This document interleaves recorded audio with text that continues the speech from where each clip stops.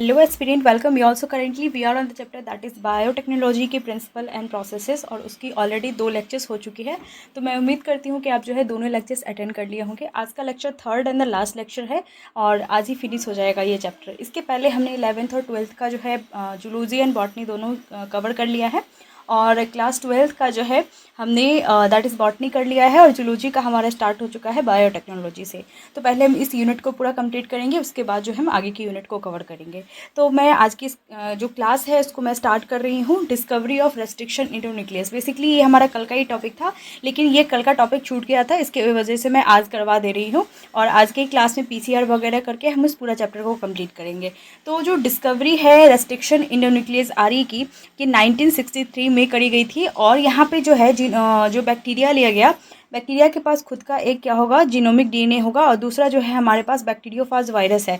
Bacteriophage virus जो है अपना क्या करेगा, अपना जो जीनोम अपना जो वायरल जीनोम है वो इसको बैक्टीरिया के अंदर ट्रांसफ़र करता है। जो एंजाइम्स होते हैं, एक जो एंजाइम्स है हमारा रेस्ट्रिक्शन न्यूक्लियस, ये बेसिकली एक होता है जो कट लगाता है वायरल डीएनए पे, और दूसरा जो है वो मिथाइल ग्रुप ऐड करता है to the bacterias on DNA. Bacteria की खुद की जो डीएनए होती है उस पर क्या करता है कि मिथाइल ग्रुप का एडिशन करता है, और दूसरा जो होता है वो डीएनए पे कट लगाता है। ये जो है बचाता है उसको, बैक्टीरिया को सुसाइड से। ये जो एंजाइम कॉम्प्लेक्स है which cut DNA is called the restriction endonuclease. जो कट लगाता है उसको रेस्ट्रिक्शन इंडोन्यूक्लियस कहते हैं, हमें ऑलरेडी पता है। और जो bacterias, that is the bacterias की जो नेचुरल डिफेंस मैकेनिज्म है to protect from bacteriophage infection, ये उसकी खुद की नेचुरल डिफेंस मैकेनिज्म है ताकि वो बैक्टीरियोफाज जो है उससे वो खुद को बचा सके। इसके 5 ईयर्स आफ्टर इट्स डिस्कवरी, उसकी डिस्कवरी के 5 साल बाद, यानी कि 1968 में, 1963 में डिस्कवरी हुई थी। इसके 5 साल बाद जो है पहला रेस्ट्रिक्शन इंडोन्यूक्लियस जो है वो आइसोलेट हुआ था, जिसका नाम है हिंड 2 जो है ये बेसिकली रिकॉग्नाइज करता है 6 base pair long nucleotide sequence को। और यहाँ से जो है पीवाईक्यूज आया हुआ है, तो आप इसको याद रखेंगे। जो 5 साल बाद डिस्कवरी हुई थी फर्स्ट रेस्ट्रिक्शन न्यूक्लियस की, आइसोलेट हुआ था, वो हिंड 2 था, और ये रिकॉग्नाइज करता है 6 base pair long nucleotide sequence को। मोर देन 900 जो है रेस्ट्रिक्शन इंडोन्यूक्लियस आइसोलेट हो चुका है फ्रॉम द 230 स्ट्रेन्स जो है बैक्टीरिया के, उससे 900 रेस्ट्रिक्शन इंडोन्यूक्लियस अब तक आइसोलेट हो चुका है। ठीक है, तो ये डाटा आपको याद होना चाहिए, ये डायरेक्टली क्वेश्चन आता है। इसके बाद जो है हमारा रेस्ट्रिक्शन मतलब नेमिंग जो है रेस्ट्रिक्शन इंडोन्यूक्लियस की, इको आर1 की अगर हम बात कर ले तो इको आर1 में जो है ई डिनोट करता है जीनस, यानी कि कैपिटल इस्चेरिचिया को। तो यहाँ पे जो है ई का मतलब है इस्चेरिचिया, और ये जीनस होता है हमारा कैपिटल। उसके बाद जो स्मॉल में लिखा हुआ है दैट इज़ को, that is special small letters में होता है, और इसको हम कोलाई कहते हैं। ठीक है, तो एक ये होगा इस्चेरिचिया, ये होगा कोलाई। आर जो होता है वो स्ट्रेन होता है, ये कैपिटल और स्मॉल किस में भी हो सकता है। और यहाँ पे जो ये स्ट्रेन यूज़ किया गया है वो RY13 है। और ये जो वन दे इस्चेरिचिया कोरा इको आर1 जो है ये ऑर्डर ऑफ डिस्कवरी है 1। ये 1 जो है ये ऑर्डर ऑफ डिस्कवरी होता है सबसे लास्ट में, सबसे पहले जो जीनस होता है, इसके बाद स्मॉल में स्पेशल कैरेक्टर्स होते हैं, जैसे इस्चेरिचिया होगा, कोलाई हो गया, ये स्ट्रेन होता है, और ये ऑर्डर ऑफ डिस्कवरी होता है। तो ये आपको याद होना चाहिए। उसके बाद दूसरा है हमारे पास हिंद 2 में जो पहला है वही जीनस होगा, जिसका नाम है हीमोफिलस, और हीमोफिलस आपको याद होना ही चाहिए। इसके बाद आई एंड जो है वो है हमारा स्पीसीज़ इन्फ्लुएंजा, डी हमारा स्ट्रेन RD है, और ये 2 तो हमारा ऑर्डर ऑफ डिस्कवरी है। ठीक है, इसके बाद वर्किंग जो है रेस्ट्रिक्शन न्यूक्लियस की, ये जो होता है एक स्पेसिफिक पॉइंट मैंने आपको बताया था। जो न्यूक्लियस होता है उसमें एक्सो न्यूक्लियस जो बाहर से मतलब साइड से कट लगाता है, इंडो न्यूक्लियस बीच में से कट लगाएगा और एक ही स्टैंड पर कट लगाता है। लेकिन जो रेस्ट्रिक्शन इंडो न्यूक्लियस है, तीसरा न्यूक्लियस हमारा, वो जो है रेस्ट्रिक्शन इंडो न्यूक्लियस जो है दोनों स्टैंड पर कट लगाता है, लेकिन स्पेसिफिक पॉइंट पे, स्पेसिफिक जगह से। और यहाँ पे कहा गया है कि कट लगाता है the DNA on the both strands पे a little away from the centre of the palindrome की, जो एक मतलब जहाँ से पैलिंड्रोम हमें दिखाई देता है, जैसे कॉमन पॉइंट यहाँ से जो खुद को रिपीट कर रहा है, इधर से भी 5 से 3 जा रहा है तो GAATTC, और यहाँ से भी GAATTC जा रहा है। तो यहाँ पे जो है इसका पैलिंड्रोमिक साइट यहाँ पे है, तो उससे थोड़ा अंदर मतलब पैलिंड्रोमिक साइट से सेंटर में थोड़ा सा यहाँ पे कट लगाता है ये, और यहाँ पे ये रेस्ट्रिक्शन न्यूक्लियस यहाँ पे इसके 5 से 3 में यहाँ पे भी लगाता है। और बीच में जो होता है वो हाइड्रोजन बॉन्ड्स प्रेजेंट है। हाइड्रोजन बॉन्ड यहाँ पे G और C के बीच में हमें पता है कि 3 हाइड्रोजन बॉन्ड्स होते हैं, और AT के बीच में 2, यहाँ पे फिर से C और G के बीच में यहाँ पे 3 हाइड्रोजन बॉन्ड है। ठीक है, ये जो है ब्रेक करता है फॉस्फोडाइस्टर बॉन्ड बिटवीन द जी और ए के बीच में जो है यहाँ पे फॉस्फोडाइस्टर बॉन्ड टूटेगा और यहाँ पे देखो ये दोनों अलग हो गया है। सिंगल स्टैंडर्ड ओवरहैंगिंग या स्टिकी इंस हमें देखने को मिलती है। तो इको R1 जो है इसकी स्टिकी इंस होती है, ये आपको याद होना चाहिए। यहाँ से डायरेक्टली क्वेश्चन आता है। अब हम चलते हैं बहुत ज़्यादा ही इंपॉर्टेंट टॉपिक की तरफ, दैट इज़ पीसीआर। पीसीआर जो है पॉलीमरेज चेन रिएक्शन कहा जाता है। ये डेवलप हुआ था कैरी मुलिस के द्वारा, तो ये आपको याद होना चाहिए। इसमें टोटल 3 स्टेप्स होते हैं, डीनेचुरेशन, एनीलिंग और एक्सटेंशन। इसमें बेसिकली एम्प्लीफिकेशन होता है। पीसीआर जो है, PCR basically multiple identical copies बनाता है जो हमारा जीन ऑफ इंटरेस्ट है। अब उसके हमारे पास जो है बन चुका है, रिकॉम्बिनेंट डीएनए हमारे पास बन चुका है, तो उसकी हमें क्या कराना है, that is the multiple copies तैयार करनी है उस होस्ट में डालने के बाद। अब उस होस्ट में डालने के बाद उसके मल्टीपल कॉपीज़ करवानी है, तो वो पीसीआर के द्वारा करी जाती है, यानी कि पॉलीमरेज चेन रिएक्शन के द्वारा की जाती है। और इस मल्टीपल आइडेंटिकल कॉपीज़ की बनाने के प्रोसेस को हम एम्प्लीफिकेशंस कहते हैं, और ये इन विट्रो होता है, लैब के अंदर किया जाता है। ठीक है, डीएनए टू बी एम्पलीफाइड, जो डीएनए हमें एम्पलीफाई करना है, मान लेते हैं कि ये हमारा स्ट्रैंड है डीएनए का और ये वो सेक्शन है जिसका एम्पलीफिकेशन हमें करना है। अब इसमें हम क्या करते हैं, सबसे पहले 90 से 95 डिग्री सेल्सियस हम क्या देते हैं, हीट देते हैं। और हीट देने की वजह से क्या होगा, high temperature leads to the hydrogen bond की ब्रेकेज होगी। वहाँ पे जो भी स्ट्रैंड्स होते हैं उसके बीच में जो हमारा न्यूक्लियोसाइड होते हैं उसकी ब्रेकडाउन होती है और वहाँ पे हाइड्रोजन बॉन्ड टूटेगा और दोनों स्ट्रैंड क्या हो जाएगा, सेपरेट हो जाएगा। तो इस प्रोसेस को जहाँ पे 90 to 95 आपको जो टेम्परेचर दे रखा है वो आपको याद होना चाहिए, क्योंकि यहाँ से डायरेक्टली क्वेश्चन आता है। डीनेचुरेशन वो प्रोसेस होता है जिसमें 90 to 95 डिग्री सेल्सियस जो है वो हीट दिया जाएगा और इसमें क्या होता है, बेसिकली हाइड्रोजन बॉन्ड की ब्रेकेज होती है और दोनों जो स्ट्रैंड होती है वो सेपरेट हो जाती है। इसके बाद यहाँ पे दोनों स्ट्रैंड यहाँ पे सेपरेट हो गई है और दूसरी जो प्रोसेस होती है उसमें क्या होती है, प्राइमर की एडिशन होती है। तो यहाँ पे भी अगर 5 to 3 में, यहाँ से 5 to 3 में हमेशा जो प्राइमर ऐड होता है वो 5 to 3 जाएगा। तो 5 to 3 अगर हम प्राइमर ऐड करना है तो इधर से नहीं कर सकते हैं क्योंकि इधर ऑलरेडी 5 to 3 है। तो हम यहाँ से स्टार्ट करेंगे, यहाँ पे 5 और 3 से प्राइमर एडिशन करेंगे। 3 प्राइम इंड पे जो है यहाँ पे प्राइमर एडिशन होता है और यहाँ पे टेम्परेचर रिक्वायर्ड होती है 50 to 65 डिग्री सेल्सियस। ठीक है, और यहाँ पे जो है इसकी फिर यहाँ पे ये हटता है, एनीलिंग जो होता है वो किया जाता है प्राइमर के एडिशन से। और यहाँ पे फिर से डीएनटीपी की एडिशन होती है, एक्टिवेटेड न्यूक्लियोटाइड डीएनए पॉलीमरेज जो है इसका एडिशन यहाँ पे हो जाता है। तीसरा प्रोसेस जो है हमारे पास, अब इन दोनों को क्या करना है, ऐड करना है और प्राइमर को आगे तक ले जाना है और फिर दोनों को जोड़ना है। तो इस प्रोसेस को हम कहते हैं बेसिकली प्राइमर की जो एक्सटेंशन होती है, इलोंगेशन, मतलब इसको हम कहते हैं कि यहाँ पे जो प्राइमर है वो आगे तक खिंचाएगा। तो इस प्रोसेस को हम इलोंगेशन या पॉलीमराइजेशन कहते हैं, क्योंकि ये जो है प्राइमर आगे तक जाएगा और फिर ये चेन पूरा कंप्लीट होगा। तो इस तीसरे प्रोसेस को हम क्या कहते हैं, एक्सटेंशन कहते हैं। इसको हम क्या कहते हैं, दैट इज इलोंगेशन या पॉलीमराइजेशन भी कहते हैं। और यहाँ पे जो टेम्परेचर रिक्वायर्ड होता है वो 72 डिग्री सेल्सियस होता है। टेम्परेचर आपको याद होना चाहिए। डीनेचुरेशन का 90 to 95 डिग्री सेल्सियस, एनीलिंग जो होता है इसका 50 to 65 डिग्री सेल्सियस और जो एक्सटेंशन प्रोसेस है इसका 72 डिग्री सेल्सियस। इसके बाद जो टैग पॉलीमरेज होता है, टैग पॉलीमरेज मैंने आपको यहाँ पे बताया है, जो डीएनटीपी है यहाँ पे एनीलिंग से एक्सटेंशन जाने में, जो एक्सटेंशन करवाने के लिए टैग पॉलीमरेज का यहाँ पे यूज़ किया जाता है, एनीलिंग से जब एक्सटेंशन करते हैं उस दौरान। तो टैग पॉलीमरेज जो है एट एनीलिंग प्रोसेस पे किया जाता है, taken from the thermos aquaticus, एक बैक्टीरिया है और ये थर्मोस्टेबल होता है, हीट स्टेबल होता है और यहाँ से जो है टैग पॉलीमरेज लिया जाता है एनीलिंग प्रोसेस के लिए। इसके बाद जो है यहाँ पे अगर हम इस पीसीआर की 30 जो है साइकिल चलाते हैं तब जाके क्या होता है, 1 बिलियन कॉपीज़ हमें मिलता है। तो 1 बिलियन कॉपीज़ कैसे मिलेगा, अगर हम इसका 30 साइकिल चलाएंगे, दैट इज़ पीसीआर का। द प्रोडक्शन ऑफ द जो लार्जर बायोमास में, अगर हमें जो हमारा प्रोडक्ट है उसको हमें लार्जर बायोमास में अगर हमें तैयार करना है विद द कल्चरिंग मेथड के साथ साथ, तो हायर यील्ड जो होता है डिज़ायर प्रोटीन का वो प्रोड्यूस होता है।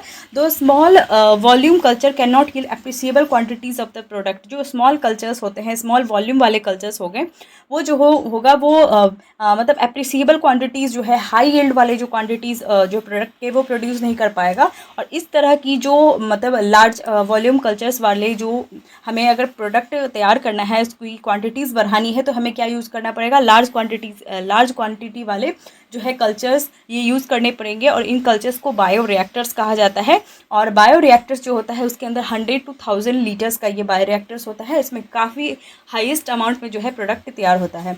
तो यहाँ पे बायो रिएक्टर्स के बारे में अभी हम देख लेते हैं। बायो रिएक्टर से डायरेक्टली क्वेश्चन आता है कि बायो रिएक्टर जो है ये वो वेसल होता है जिसके अंदर in which the raw materials are biologically converted. जो रॉ मटेरियल्स हम कच्चा इसके अंदर डालते हैं वो बायोलॉजिकली कन्वर्ट होता है इनटू द स्पेसिफिक प्रोडक्ट में, और इंडिविजुअल इंजाइम्स पे उसका प्रोडक्ट भी तैयार हो सकता है, इंडिविजुअल इंजाइम भी तैयार किया जा सकता है using the microbial plant animal या फिर ह्यूमन सेल के द्वारा। तो माइक्रोबियल प्लांट एनिमल या ह्यूमन सेल के द्वारा जो है बायोरिएक्टर्स के अंदर रॉ मटेरियल जो है उसकी बायोलॉजिकली कन्वर्टिंग की जाती है स्पेसिफिक प्रोडक्ट्स में। ये प्रोवाइड करता है optimal condition for achieving the desire product by providing the optimum growth condition इसमें प्रोवाइड किया जाता है, और इसमें ऑप्टिमम कंडीशंस भी प्रोवाइड किया जाता है ताकि हमें डिजायर प्रोडक्ट मिले। ऑप्टिमम कंडीशंस कौन कौन सी होगी? Temperature, pH, substrate, salt, vitamin and oxygen, ये सारी प्रोवाइड किया जाता है इस बायोरिएक्टर्स के अंदर। जो मोस्ट कॉमनली यूज्ड बायोरिएक्टर्स है वो स्टीरिंग टाइप है, तो ये आपको याद होना चाहिए। दो है स्टीयर टाइप में हमारे पास, एक सिंपल स्टीयर टाइप जो टैंक बायोरिएक्टर है, दूसरा स्पास्ड स्टीयर टाइप रिएक्टर है, और ये इसका डायग्राम आपको याद होना चाहिए। ऊपर जो होता है वो मोटर लगा होता है घूमने के लिए, इसके काम करने के लिए। नीचे जो है यहाँ पे ब्लेड्स पे फोम ब्रेकर लगा होता है, और इस ब्लेड के फोम ब्रेकर के साइड में यहाँ पे बीच में जो है यहाँ पे फ्लैट ब्लेडेड वाले इम्पेलर लगे रहते हैं। ये फ्लैट ब्लेड जैसा होता है ताकि जो ब्रॉथ होता है उसकी मूवमेंट कराने के लिए, उसको घुमाने के लिए जो है फ्लैट ब्लेडेड इम्पेलर लगा होता है। कल्चरल ब्रॉथ जो है यहाँ पे ये तैयार हो रहा है वो दिखा रखा है। नीचे जो होता है स्टेराइल एयर जो है वो दिखा रखा है। ऊपर जो है यहाँ पे एसिड बेस या पीएच कंट्रोल जो है वो सिस्टम दे रखा है, और साइड में जो है स्टीम होता है फॉर स्टेरिलाइजेशन के लिए यहाँ पे स्टीम दिया जाता है ताकि उसमें कुछ अनवांटेड चीज़ें हमें नहीं देखने को मिले, और मिले तो वो स्टीम के प्रोसेस से जो है वो क्या हो जाए, डिस्ट्रॉय हो जाए। तो स्टीम इसलिए दिया जाता है। उसके बाद यूजुअली ये सिलेंड्रिकल होता है, सिंपल स्टेयर टाइप, और यहाँ से डायरेक्टली क्वेश्चन आता है। ये यूजुअली सिलेंड्रिकल होता है, इसकी कर्व बेस होती है। अब कर्व बेस क्यों होता है, इस पे क्वेश्चन आया हुआ है। To facilitate the mixing of the reactor content, reactor contents के अंदर जो भी चीज़ें होती है उसकी मिक्सिंग अच्छे से हो सके, इसलिए जो होती है उसकी बेस क्या होती है, कर्व रहेगी। अगर वो क्या रहेगी, पूरी स्ट्रेट लाइन में रहेगी, अगर वो पूरी ऐसे स्ट्रेट लाइन में रहेगी, रेक्टेंगुलर शेप में अगर वो रहेगी, तो क्या होगा कि उसके अंदर जो साइड में है, कोने कोने में यहाँ पे प्रोडक्ट फंसेंगे और फिर वो अच्छे से बन नहीं पाएंगे। तो इसलिए इसकी सिलेंड्रिकल होती है ताकि वहाँ पे जो है उसकी अच्छे से ब्लेड भी घूम सके और वो क्या हो सके, कर्व बेस होती है तो अच्छे से फिर घूम जाती है और प्रोडक्ट अच्छे से तैयार हो जाता है। प्रोवाइड करता है even mixing and the oxygen availability through out the bioreactor. इसमें क्या होता है, इवन मिक्सिंग अच्छे से होना चाहिए, मतलब जो इसका इम्पेलर वगैरह है, फ्लैट ब्लेड वाला फोम ब्रेकर है, ये सारी चीज़ें अच्छे से काम करेगी, इवन मिक्सिंग होगी, और इसकी ऑक्सीजन अवेलेबिलिटी जो होती है ये भी इसको थ्रू आउट द बायोरिएक्टर जो है इसको मिलना चाहिए ताकि अच्छे से ये काम कर सके। दूसरा हमारे पास स्पास्ड स्टीरर टाइप बायोरिएक्टर होता है। यहाँ से डायरेक्टली क्वेश्चन ऐसे आता नहीं है, बस आप इसमें बबल्स के फॉर्म में जो होता है यहाँ पे हमें देखने को मिलता है। आप एनसीईआरटी से देख लेंगे, ये हो जाएगा। ये इतना ज़्यादा इंपॉर्टेंट नहीं है, सिंपल स्टीरर टाइप ज़्यादा इंपॉर्टेंट है, ठीक है। इसके बाद कल्चर्स हमारे पास जो है दो तरह का होता है। कल्चर में एक आता है कंटिन्यूस कल्चर सिस्टम, दूसरा है बैच कल्चर सिस्टम। जो कंटिन्यूस कल्चर सिस्टम होता है ये ओपन टाइप का होता है।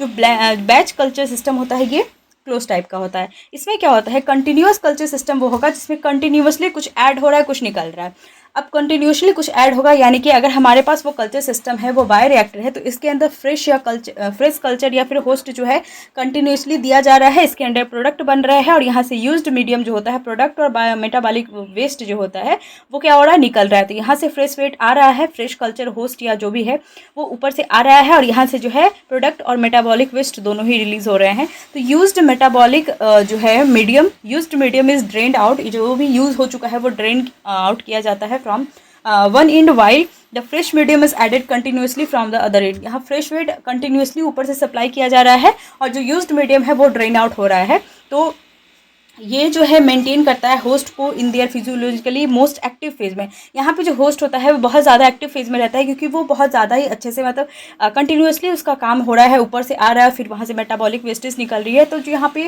जो होस्ट है उसको फिजियोलॉजिकली मोस्ट एक्टिव फेज में रखा जाता है, और यहाँ पे लॉग एक्सपोनेंशियली वो ग्रो करता है, लार्ज बायोमास में प्रोडक्शन होती है, जिससे डिजायर प्रोटीन जो है उसकी यील्ड भी काफ़ी तेज़ी से बढ़ती है कंटिन्यूस टाइप में। लेकिन जो बैच कल्चर सिस्टम होता है इसमें क्या होता है, ये क्लोज टाइप होता है। क्लोज टाइप क्यों होगा, क्योंकि ऊपर जो होता है यहाँ पे हमारे पास ऊपर जो होता है हमारे पास यहाँ पे कल्चर होस्ट सिस्टम तो है, एक बार यहाँ पे डाल दिया तो अब नया जो होगा फ्रेश कल्चर जो है वो will be added in between, मतलब will not be added in, इसके बीच में जो होता है अगर हम एक बार डाल दिए हैं तो इसमें कोई अदर बाहर से जो है एक्स्ट्रा और हम इसमें इसके बीच में जब ये सिस्टम चल रही होती है इस दौरान जो होता है हम और फ्रेश कल्चर जो है इसमें नहीं डाल सकते हैं। Used medium drain out only at the end of the process, और जो यूज्ड मीडियम है वो तभी ड्रेन आउट होगा, उसको तभी बाहर निकाल सकते हैं जब ये प्रोसेस ख़त्म हो जाएगा। तो यहाँ पे लेसर यील्ड जो है डिज़ायर प्रोटीन का वो प्रोडक्ट तैयार होता है। और यहाँ पे 3 फेज़ आता है जिसमें लॉग, लैग और स्टीडी यानी कि स्टेशनरी फेज़ आता है। तो यहाँ पे पहले बहुत फास्ट काम करेगा, फिर धीरे धीरे स्लो होता जाएगा और फिर स्टीडी फेज़ आ जाएगा। तो ऐसे ही मतलब पहले स्लो काम करेगा, फिर फास्ट होगा लैग फेज़ में, उसके बाद स्टीडी फेज़ आ जाएगा, स्टेशनरी फेज़ आ जाता है। तो ऐसे ही इस तरह से ये काम करता है, लेकिन कंटिन्यूस वाला बहुत ही फास्ट काम करता है। लास्ट प्रोसेस है हमारा that is the downstream processing. Downstream processing में हमने देखा कि इसमें जो है सेपरेशन और इसमें प्यूरिफिकेशन भी होती है। जो इसके अंदर जो होता है, जो अनवांटेड चीज़ें हैं उसकी सेपरेशन भी की जाती है और इसको प्यूरिफाई भी किया जाता है। प्यूरिफाई जो है अगर इसमें प्रिजर्वेटिव हमें कुछ ऐड करना है, जैसे मान लेते हैं पिकल्स वगैरह है, उसमें अगर प्रिजर्वेटिव ऐड करना है, ये कुछ ऐसी चीज़ें हैं जैसे हमारे पास बहुत सारी जो अवेलेबल मार्केट में प्रोडक्ट है उसके अंदर जो अगर हम प्रिजर्वेशन ऐड करना है ताकि वो उसकी लाइफ टाइम को हम सेव कर सके, वो बहुत ज़्यादा टाइम तक जो है वो सेव रह सके, तो इसके लिए सुटेबल प्रिजर्वेटिव उसके अंदर ऐड किया जाता है। अगर वो ड्रग्स है तो उसकी क्लिनिकल ट्रायल करी जाएगी ताकि वो किसी को नुकसान ना कर सके, तो उसकी क्लिनिकल ट्रायल भी करी जाती है डाउनस्ट्रीम प्रोसेसिंग में। क्वालिटी कंट्रोल की टेस्टिंग भी करी जाती है। तो ये सारी चीज़ें जो है इस डाउनस्ट्रीम प्रोसेसिंग के अंदर करी जाती है और इसलिए इसको लास्ट स्टेप कहा गया है, क्योंकि यहाँ पर ये सारी चीज़ें होती है। और यहाँ पे आके हमारा ये पूरा चैप्टर कंप्लीट हो चुका है और मैंने सारे एनसीईआरटी के पॉइंट्स, हर चीज़ को मैंने कवर कर दिया है। और मैं उम्मीद करती हूँ कि आपको लेक्चर जो है समझ में आया है। और नोट्स के लिए आप इंस्टाग्राम, टेलीग्राम कहीं पे भी जुड़ जाइए, आपको मिल जाएगा। और कुछ भी डाउट होता है तो आप कमेंट सेक्शन में पूछ सकते हैं। और तब तक के लिए stay tuned, stay healthy and thank you.